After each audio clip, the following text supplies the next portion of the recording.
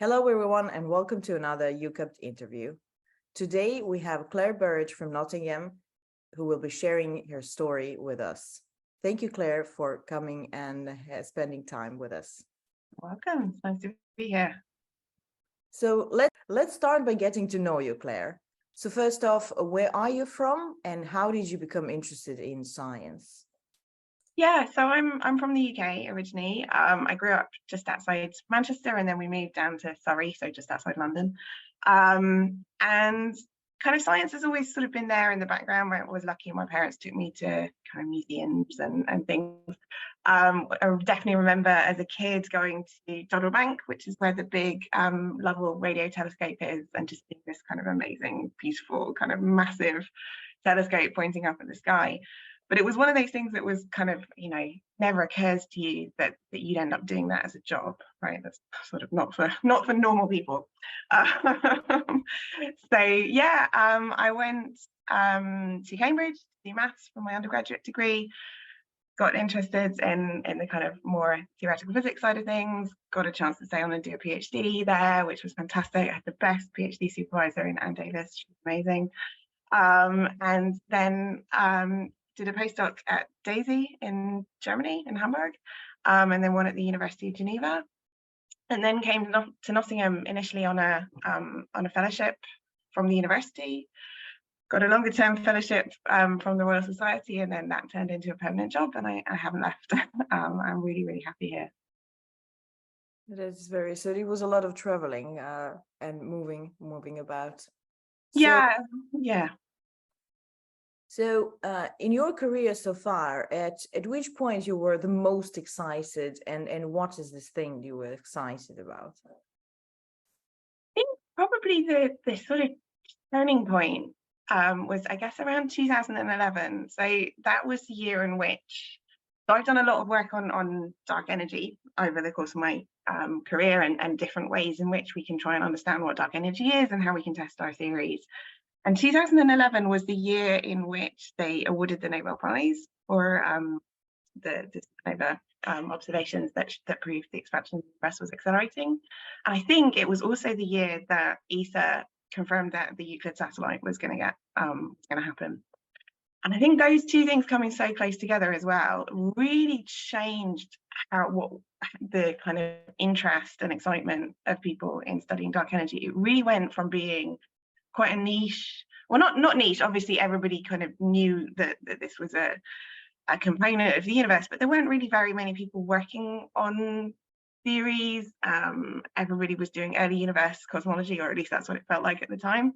And it really shifted from that point on, and the kind of level of interest and people working on it, and just the amount of data that we've had since then and are still going to get with Euclid is really, really exciting.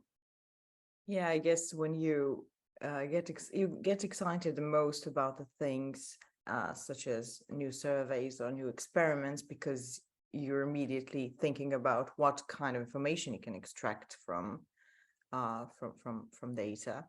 Okay, then maybe a natural point would be now, can you tell us about your research focus now, or how it has evolved from the beginning? Like, what did you do for your master's and then your PhD and later on? Yeah, so I did my master's project on actually it didn't feel like this at the time, but there's a very clear line from that project to what I'm doing now. So I did that master's project on what was then a very new idea, which was thinking about whether there are fifth forces in the universe and whether they can change their behavior depending on the environment. So for those who know, these are the kind of chameleon theories. And those papers had relatively recently come out at the time, and I basically did my master's project with Anne, who later became my PhD supervisor, just looking at those theories, understanding what's going on. And then I started my PhD with Anne and did something completely different, spent 2 years working on supergravity, inflation, and cosmic strings, and eventually came back around to thinking about chameleon theories. And that has really been the thing that stuck, this idea of how if you have a theory that's trying to explain what's going on the large scales in the universe, or even just asking the question of what new physics could be present on the very large scales in the universe, suddenly then that opens up a whole spectrum of questions of, okay, if we take this theory seriously, it should show up in all of these other places. It's not just that you can add something into the physics on the large scales without it kind of connecting to other things as well. And that's been the thing that I've really, really enjoyed, is making those connections between physics of the very large scales and astrophysics, solar system dynamics, kind of terrestrial experiments, and joining the dots between all of those. And it's meant I've got to work on so many different things and with so many different people. Yeah, so covering all the scales. Exactly. Very, very good. And what I wanted to ask is also, if you had more time, is there any other field of physics that you would like to try to explore more? Oh, that's a great question. So the thing that I've sort of dabbled at the very edge of, and where I've really enjoyed talking to colleagues, is the area of sort of quantum information and quantum entanglement. And I think there's so much sort of fascinating stuff that is going on there that I would really need to go back to the basics and build up my knowledge from there to be able to kind of contribute anything useful. But I think there's lots of really, really fascinating work going on there that I wish I was better. And then at this right moment, what are the most exciting open questions in your field, and what are you currently most excited about? I can say it's probably Euclid coming, but yeah, I think it's been an outstanding open question for a long time, but I don't think that makes it any the less exciting, which is why is expansion of the universe accelerating in the way that it is, right? We really don't have good answers to that. And so I think that that's still the thing that I'm excited to try and kind of understand what's going on. But so right now, yeah, Euclid is going to be a big part of trying to answer that question, and we've been waiting a long time for that satellite, so it's really exciting that it launched successfully and everything's going really well. But I think, again, kind of for me, with what I do, the flip side of that is also that there's really a lot of renewed interest in doing small scale experiments in the lab to sort of high precision rather than high energy, to try and rule out some parameter space for these kind of weakly interacting new particles, new physics. And I think the flurry of kind of new experiments and new ideas in that field is also really exciting, especially kind of now being at a time where both that and Euclid are happening at once. I think the next few years are going to be really cool. Fantastic. Thank you very much. Now, a more serious question. What do you really like and what do you really dislike about being a scientist? So definitely the thing that I really like is getting to decide what I work on. I mean, there's obviously, you know, people tell me what to teach and things, but I have a huge amount of freedom to decide what are the interesting topics, what do I want to explore, what kind of calculations do I want to do, and that's amazing. We're incredibly lucky to have that. I also just really like the people. There's a wonderful community of people from all sorts of parts of the world that I would never have met otherwise. Just doing with lots of interesting ideas like that kind of just getting to sit down and talk to really bright, really excited people. That's great, right? That's also something that is hard to find in other jobs. On the downsides, I don't know. I mean, there are lots of little niggles, right? But that's true of all fields. I wish there were more women in the fields. I wish physics was a more and our kind of corner of physics was a more diverse place. It's still really frustrating to see the challenges that people face kind of joining us and kind of contributing what they can. Yeah, definitely. But I think we are getting there. Yes, things are definitely improving. Yes, it can be both kind of, we can be happy of how far we've come, and also, you know, a little bit frustrated that there's still so far to go, and you can feel both those things at the same time. Thank you. Sorry, I need to check. Oh yeah.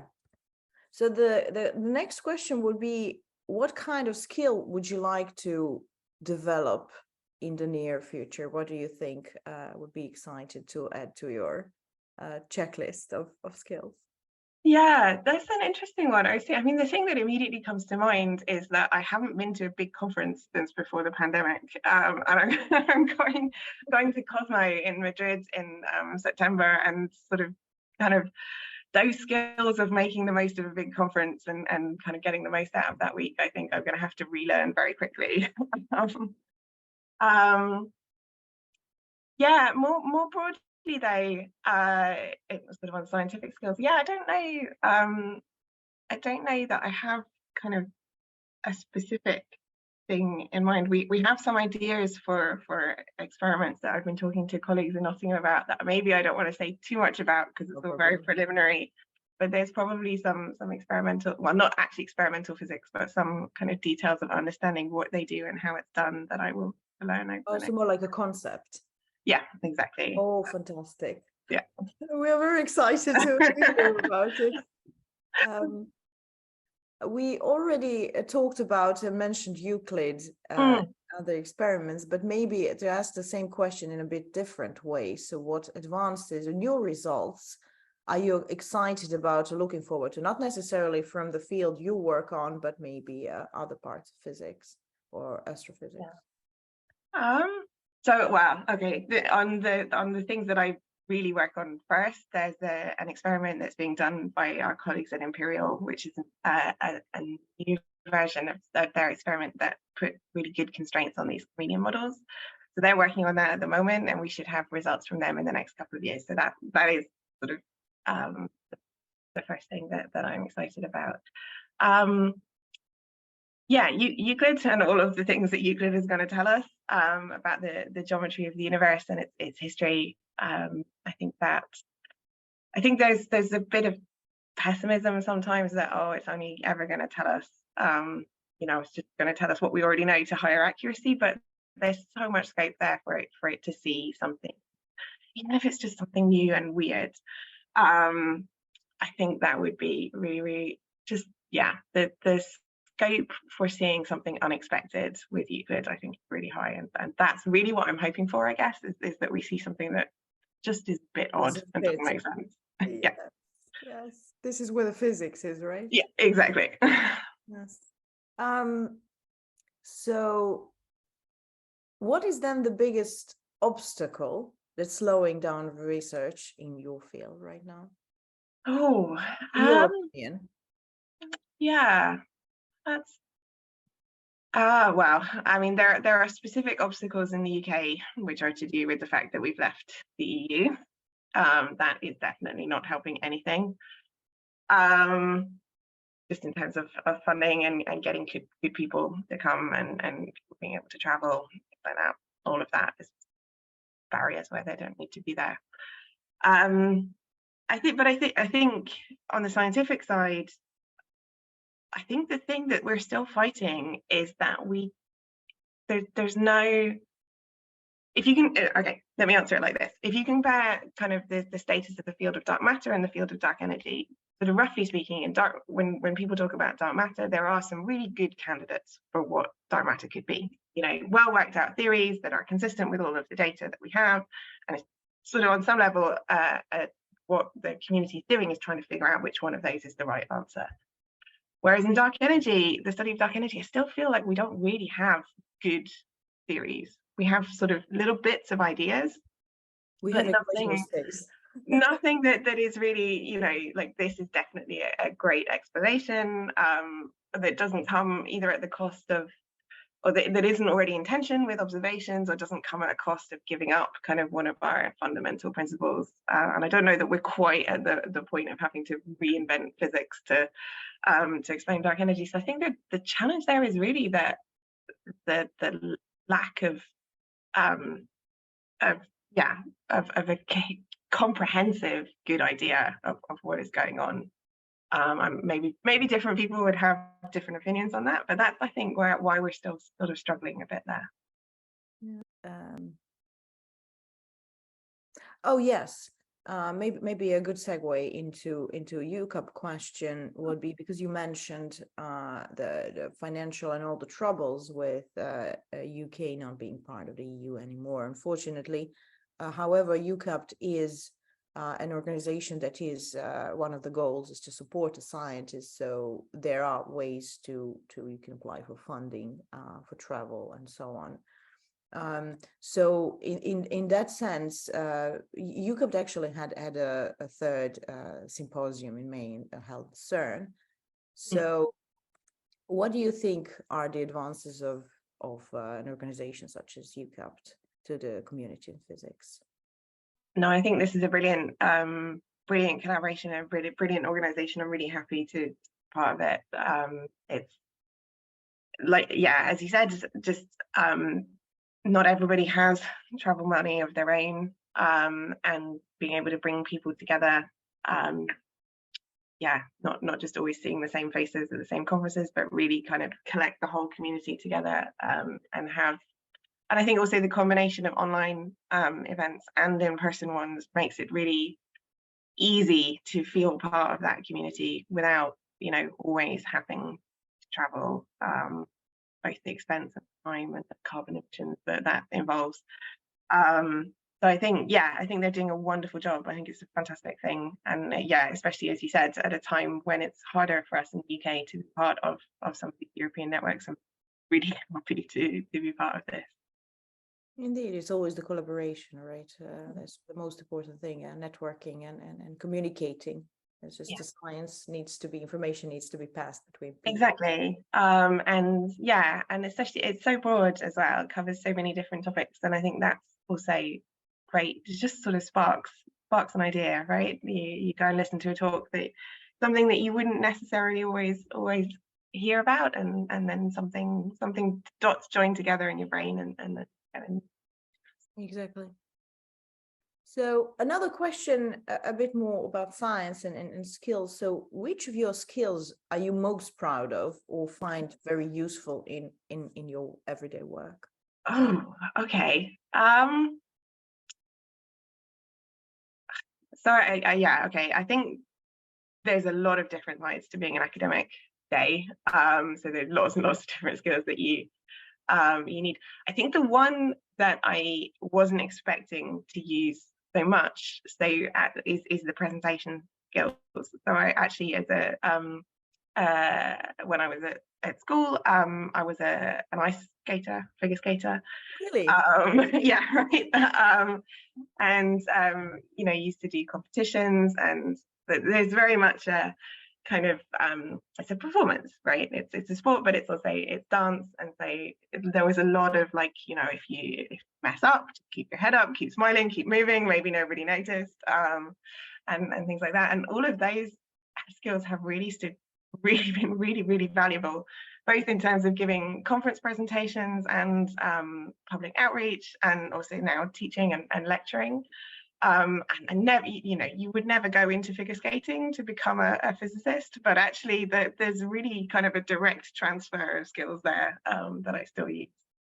I could relate to that. I absolutely agree. I had a little bit of stage. I mean, it was school performances and well, a little bit theater, but I also find it very. I always think about those experiences before giving a talk, because it's the way you're looking at the audience, right? The way maybe your intonation. I mean, I'm not the best. I did not do it professionally. Me neither. Yeah. Definitely helps. Definitely helps. Just the stage performance, and then also the excuse me, the communication. Because what we recently had a cosmology from home conference, so we had to talk about these things like science communication, and it's not just science communication. It's not only communicating it to public outreach. Science communication is what we do at conferences, right? Exactly. Yeah. So it is very important. I did not know you did figure skating. Yeah. This is very cool. That is very cool. You still do it? No, not really. It was in the end. So just, you don't have to keep this in, but what I did was a really niche sport called synchronized skating. So it's like a team of people. So sort of like I don't know, 12 to 20 people on the ice at once. So a bit like synchronized swimming, but on ice.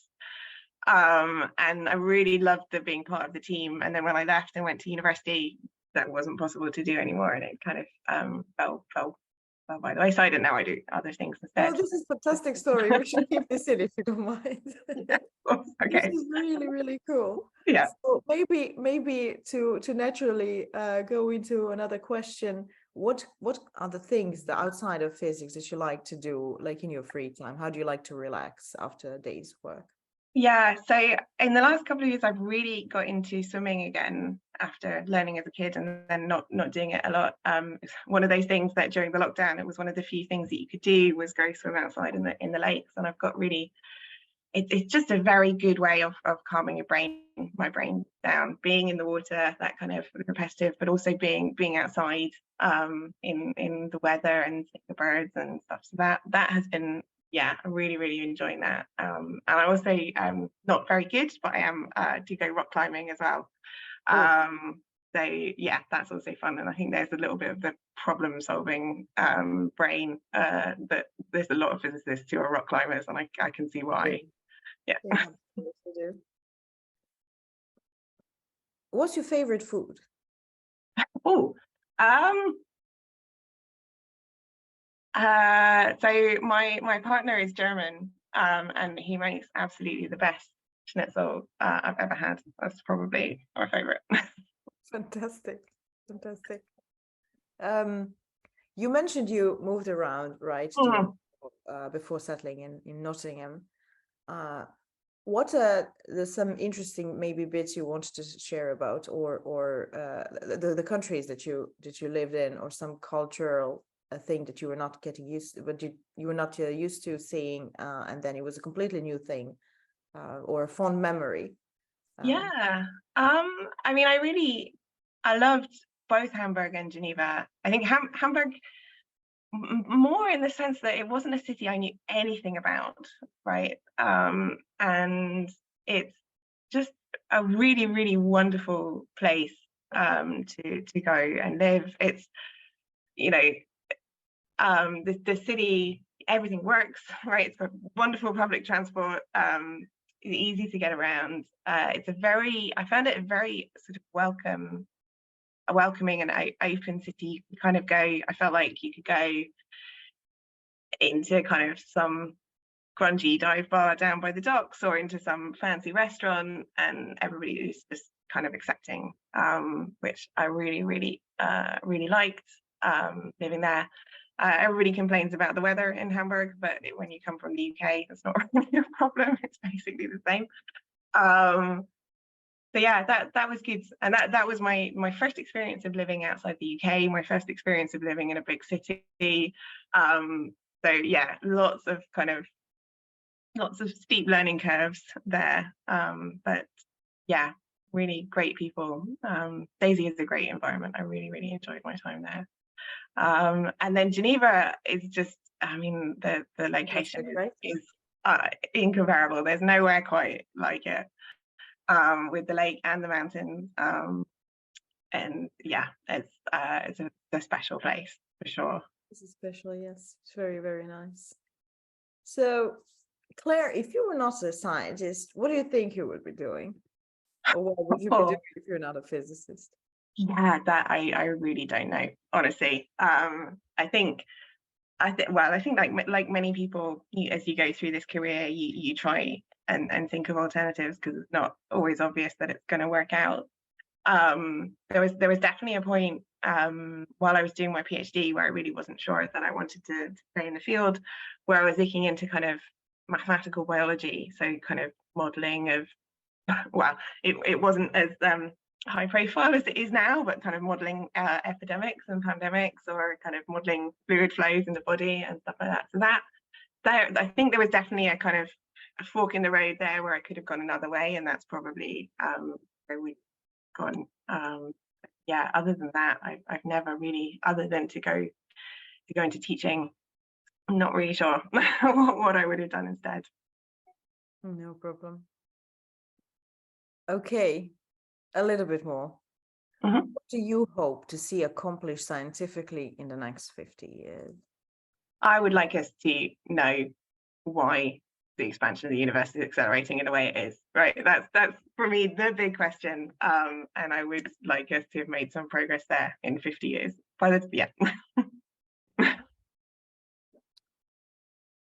How do you overcome difficulties when it comes to research?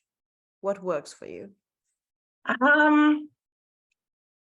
Yeah, so I think it's a combination of things, right? Sometimes you just need to put something down and leave it, and go and have a break, go and do something else, and come back to it. But the other thing that I'm really lucky to have is just a kind of wonderful network of collaborators. So when you get stuck, is to go and have a chat with somebody, and maybe they've seen it before in a different context, or they've tried to tackle the problem and they're like, yeah, no, that one's really hard, I don't know, I don't know what's going on there.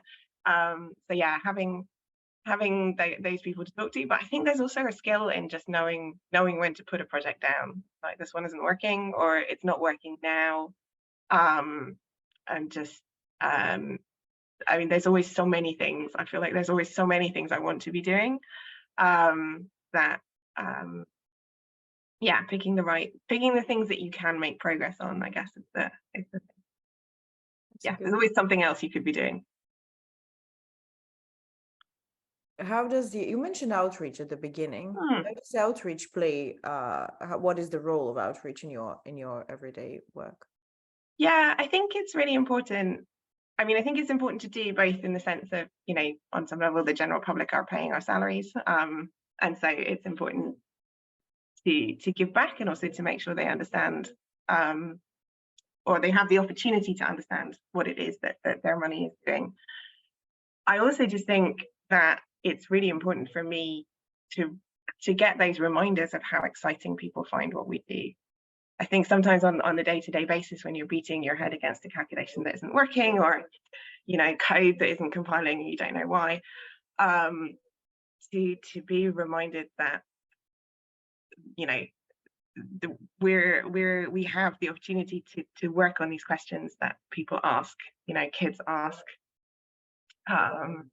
and that they find, you know, yeah, just to see the excitement of other people about what we do is a good reminder of how lucky we are. It is very, very true. Okay, and then maybe if you want to share, what would be your advice to your younger self or younger colleagues who are starting in the field? Yeah, I think, I mean, you should take any advice from me with a pinch of salt, because the field moves on, and the challenges people face are different now to what they were when I was when I was sort of going through my postdoc years, PhD and postdoc years. I think the thing that I would say to people is to think about what you're prepared to compromise on and what you're not. That an academic career is difficult. It requires some sacrifices, some compromises, and I think being really clear with yourself, you know, where you're prepared to compromise and where you're not, means that you can navigate that path, hopefully, kind of whilst sort of maintaining your happiness and the rest of your life as well. I know for me, there was a point we talked about the fact that towards the end of my PhD, I was really thinking about going in a different direction. And there was definitely points during my postdoc years where I was like, okay, if I don't get something longer term in the next X number of years, then this isn't for me anymore, that I would have left and tried to find something else to do, because I just couldn't take the endless moving and not knowing where you were going to live and that. So yeah, I think having those lines for yourself that you're not where you know you're not going to cross is helpful in kind of keeping the love of what we do, and not getting to the point where it's just asked too much of you. And maybe then the last question would be, throughout your career, you meet a lot of people. Do you have some specific people you would like to point out that really made you do some major shifts, or really impacted your career or your life as a scientist? Yeah, so I've already mentioned Anne Davis, who was my PhD supervisor, and she still really is kind of my role model, She's the if you force. like. She's just a phenomenal person. She was the first female professor in a maths department in Cambridge, so you can, I mean, she doesn't tell all of her stories, but you can imagine what she faced to get there. And she's just done so much for inclusion in our field, as well as all of the spectacular kind of research that she's done. And she's a fantastic role model for how you can be both successful in our field and also kind and supportive. And I sort of definitely try to follow in those footsteps. The other person who's just been absolutely wonderful for me is Ed Copeland. He's the head of the group here in Nottingham. And yeah, I think everybody who knows Ed knows how amazing he is, and what a wonderfully supportive colleague. So thank you very much, Claire, for sharing your story and your thoughts on science and everything in between. Thank you very much for your time, and thank you everyone for watching, and see you in the next interview. Bye-bye. Thanks. Bye. Okay, where do I stop recording?